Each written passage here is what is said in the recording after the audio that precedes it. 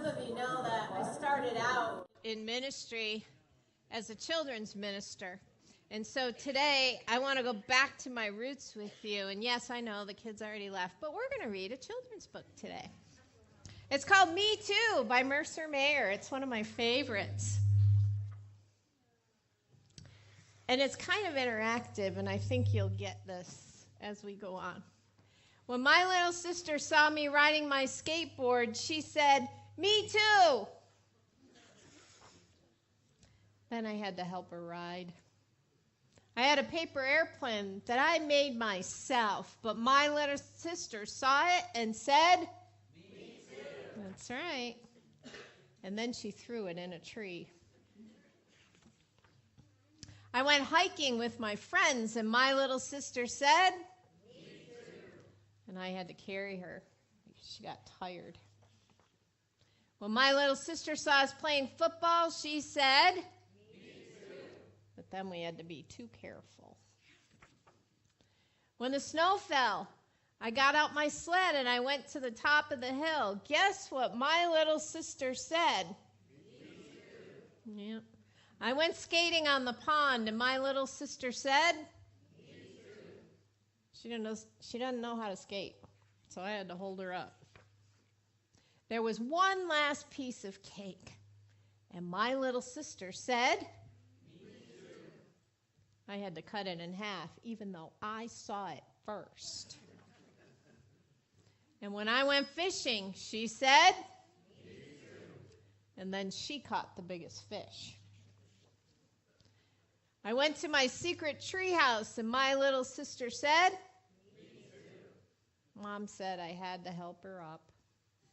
Everything I do, my little sister says, "Me too." Well, today my little sister had a candy cane of her very own. So I asked, "Me too?" And you know what she said? "You too." Aw, come on. That was one of my favorite books. But the little sister in this story just wanted to be included. Her biggest fear was that she was going to get left out or forgotten. Well, thankfully, God has never forgotten us, and he never leaves us out. And last week we started a sermon series called Partner Strong. And we discovered that God wants to be in partnership with us to bring about his kingdom on earth. Even though we haven't always been the best partners, he still invites us into this partnership with him. Because in the beginning, Adam and Eve were born into the partnership. But when sin entered the world, now we have to make a choice on whether or not we want to be in partnership with him. And God gets something out of the partnership. He gets two things. He gets the glory, and he gets to love us. That's what he gets. But partnering with God is hard work because he is a perfect God. And he expects us to work toward excellence in everything that we do. But when we and our fellow partners work with him, problems can arise because we're working with a perfect God, but we are imperfect human beings. And some of the partners that he has will work to a standard of excellence, and some partners will work to a standard of good enough. And then there's other partners that really don't want to do any work because it's inconvenient. So when you bring all these collections of partners together that have varying standards to which they are working, it can cause some problems. And we're partnering with a perfect God. So some people will just opt out of the partnership because serving a perfect God is hard work and it's inconvenient. And the other thing is, that when we're serving a perfect God and we're serving along imperfect people, I don't know if you've ever noticed, but imperfect people can get really annoying. And so people just say, forget it. Because I don't know what your job experience is like. Maybe your situation is such that you work with imperfect people all week long in your job.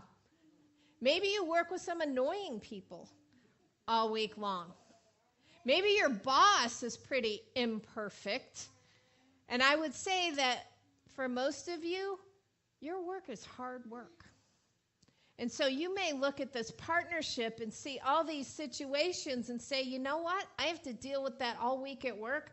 I'm not going to deal with it at church too. And maybe you think, look, he's a perfect God. He doesn't need me to bring about his kingdom on earth. And you're right.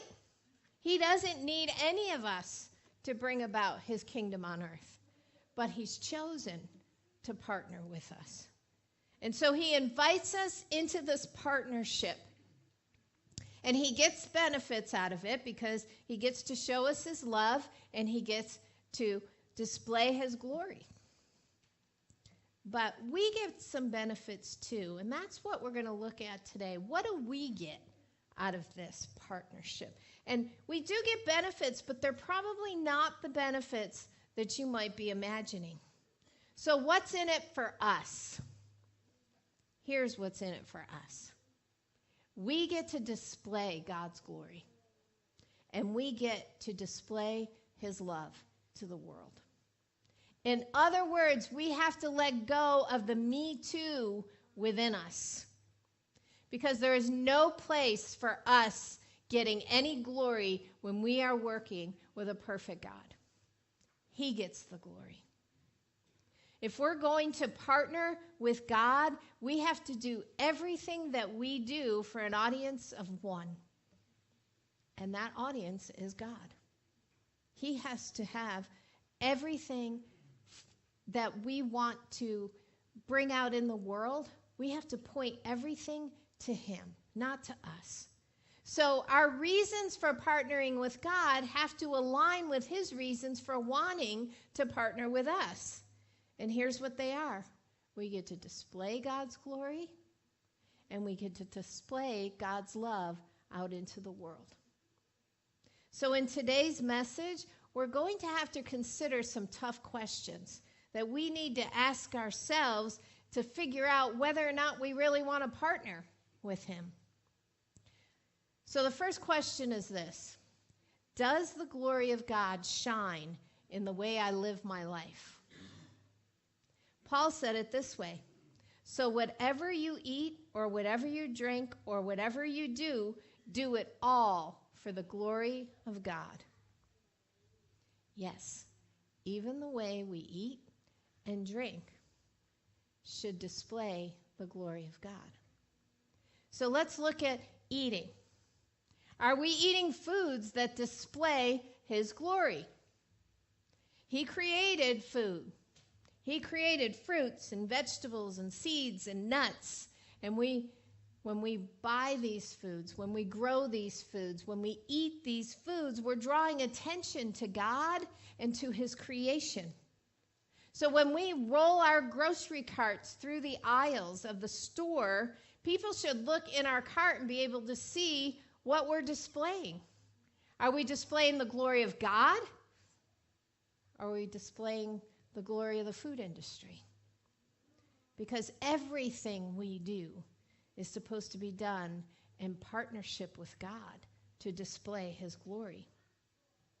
Now, even the smallest things in life have the potential to display God's glory. Being a generous tipper can display the generous nature of our God. Inviting someone you don't know to sit with you at church or to sit with you in the lunchroom can be a way for you to display the outward focus of our God. The time that you spend exercising your body and resting your body can be ways for you to display how much you honor the God who made you. And here's a tough one. Treating other drivers on the road with courtesy and respect can display the grace and the mercy of our God. Sometimes we have to remember that we have fish on the back of our vehicles. Some of you might have those little fish. One of my friends always says she has to remind her husband that there's a fish on the back of the car when he's waving his arms and doing things. So even the smallest things that we do have the potential to display God's glory to the world. And when Paul said, do everything for the glory of God, he literally meant everything. You see, to be in partnership with God, you have to be all in. God doesn't offer part-time partnerships. You are either a full-time partner with God or you are not his partner.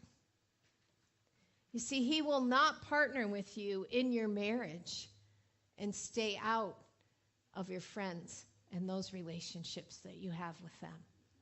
He will not get involved in your business practices and stay out of your sexuality. He wants to be involved in every area of your life. So it's a full-time, all-in, 24/7 partnership. Now, with that said, each of us are going to have seasons in our life when we are not functioning at our best. This is because we're imperfect humans. This is because we walk around in imperfect bodies that aren't always functioning as they were created to function. And so if we're truly committed partners with God, we need to have our eyes open to notice those times that some of our partners just don't seem to be functioning as they normally do. We need to be able to know our partners well enough that we can pick out that something's just not right with them right now. And showing concern for our partners during those times is another way that we can display the glory of God by showing care and concern and love. See, the truth is, our humanity greatly limits our ability to get it right all the time.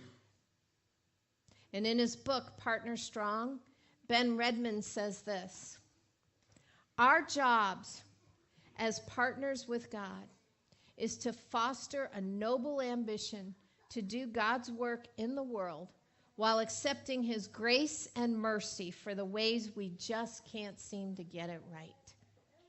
So we ask, is God's glory being displayed through me? Through my job, my marriage, my friendships, my money, my sexuality? And when we are functioning well in all areas of life, when we're looking at and we just think, man, I'm really doing pretty good. I'm on a good path here. We need to stop and thank God for the privilege that he gives us his grace in order for us to work alongside of him. Excuse me. I've got a cold that's hanging on there. So we need to thank him for the times that we're functioning well.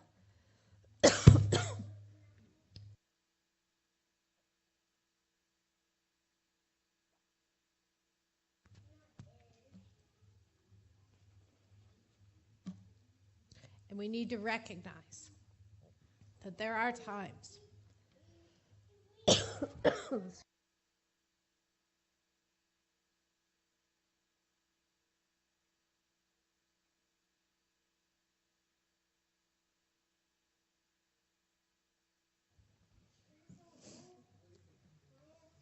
sometimes we have to recognize when our bodies aren't functioning on all cylinders. Wasn't that a good sermon illustration there? When those times happen, we need to recognize that we need an alignment, a realignment to get back in line with what God would have us be doing. So there's times when we will backslide. There's times when we just will recognize, man, I'm just not functioning well in that area of my life. Those are the times that we need to fight to gain back the ground that we lost. We have to struggle in those times when things aren't going well. And it can be discouraging when we lose ground, when we see that we're not functioning well. But there's no reason to feel shame or guilt during those times.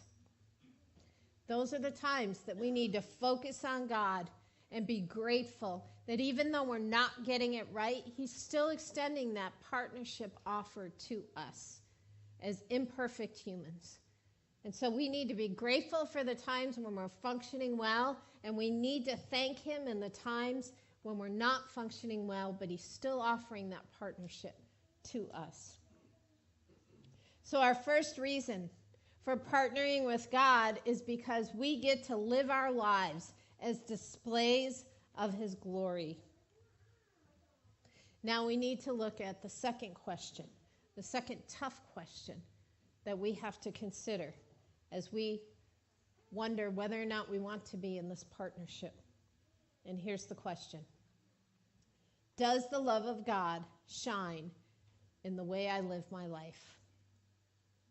Now, we may have to take off our Christian masks at this point and really be honest with ourselves. Because showing the love of God to our friends and our family members are not usually big sacrifices, because they love us back. And here's what Jesus said about this kind of love. If you only love those who love you, what reward is there for that? Even corrupt tax collectors do that much. If you are kind only to your friends, how are you different from anyone else? Even pagans do that.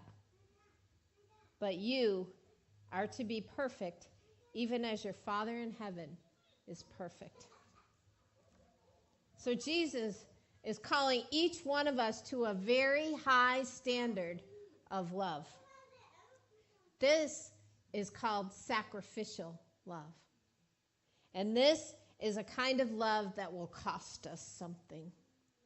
This is a kind of love that is inconvenient. This is the kind of love that will have us interacting with people that are annoying, that make us uncomfortable, because it's a perfect kind of love.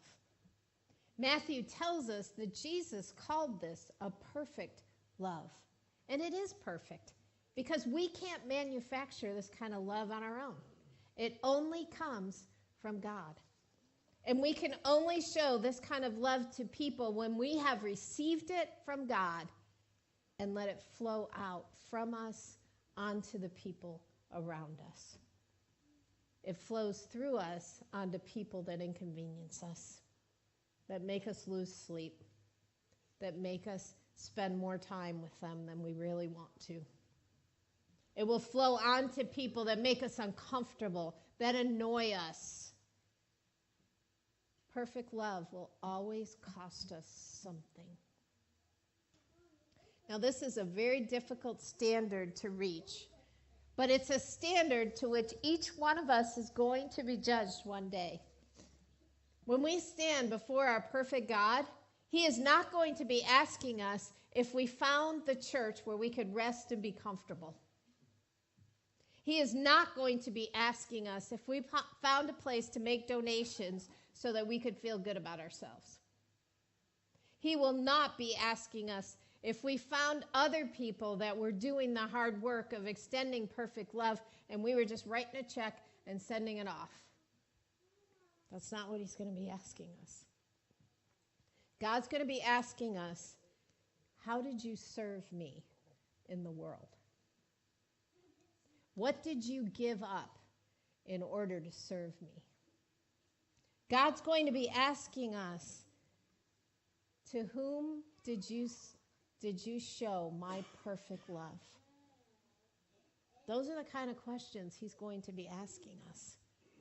So the first step in sacrificially showing this perfect kind of love to people is this: slow down. Slow down. The very people that need the love of God to be shown to them will never hit your radar when you are traveling at warp speed, flying from one activity to the next. Slow down. I don't think any one of us purposely sets out to miss opportunities to extend God's love to people. I don't think any one of us really wants to be seen as a jerk in a hurry. I don't think that. But I think we are moving at such a fast pace most of the time, we are simply not paying attention to the people around us. And God may be placing people in our paths that he specifically wants us to show his love and his grace and his glory to. And we're just running through life, missing all those opportunities. But when we slow down and when we can extend that perfect sacrificial love to those people, it can be a beautiful thing for both people, for the one extending the love and the one receiving the love. I want to share with you an experience that Ben Redmond had in his church. It happened in their youth ministry. He said a few years back, we had a very troubled young man who was hanging out at the Hub Teen Center. AJ had been in trouble with the law multiple times, and he was only one mistake away from serious prison time. He started to hang out with one of our staff. It was a college student named Kyle. Kyle was good to AJ. Kyle remembered AJ's birthday. Kyle took him to a Detroit Tigers game, and Kyle had him over to his dorm to just hang out. Kyle demonstrated the love of God to AJ. One day, AJ came to a Bible study at the Hub. And when it was over, I was giving him a ride home, and he was asking me about Jesus. As I answered his questions and explained how much Jesus loved him, he said something incredibly profound. Dang, Ben, this Jesus dude sounds just like Kyle. Did you catch that? AJ did not say that Kyle was like Jesus. He said Jesus was just like Kyle. AJ didn't know Jesus, but he did know Kyle. The life Kyle was living and the love he was demonstrating reflected God's love so well that when AJ was introduced to the love of God through Jesus, he already had a perfect picture of it. So who's the troubled teen that God has put in your path? Who's the drug addict or the alcoholic that God has put in your path? Who's the homeless or unemployed person that you just seem to keep running into? Who's that difficult or annoying person that God just keeps putting in your path? Will you slow down? Will you slow down long enough to invite that person to hang out with you? Will you slow down long enough to invite that person to have a cup of coffee with you or a soda over at McDonald's? Will you slow down long enough to invite them to your home, maybe for a meal? Will you slow down long enough to let the love of God flow through you out onto them so that they can experience the love of God? You see, that's our job as partners with God. Our reasons for partnering with God have to align with his reasons for wanting to partner with us. So we each have to develop a desire to display his glory. We each have to develop a desire to display his love. And when we develop these desires, we will see his glory displayed in our lives. We will see his perfect love displayed in our actions to the people around us. You see, that's what's in it for us. So I'm going to invite the praise team to come forward. And as they do, I'm going to close with John Wesley's covenant prayer. John Wesley is the founder of Methodism, and he wrote some beautiful prayers of his own. And we, fortunately, have these available to us. But I want to close with this one. It's called the Covenant Prayer, John Wesley's Covenant Prayer. You can Google it if you'd like it. But as I read through this prayer, let's really pray this prayer. So don't just listen to the words. Really hear these words in the prayer. Let's pray. I am no longer my own, but yours. Put me to what you will. Rank me with whom you will. Put me to doing or put me to suffering. Let me be employed by you or laid aside by you. Let me be enabled for you or brought low by you. Let me be full, let me be empty. Let me have all things or let me have nothing. I freely and heartily yield all things to your pleasure and your disposal. And now, O glorious and blessed God, Father, Son, and Holy Spirit, you are mine and I am yours. So be it. And the covenant which I have made on earth today, let it be ratified in heaven. And all of God's people said, amen.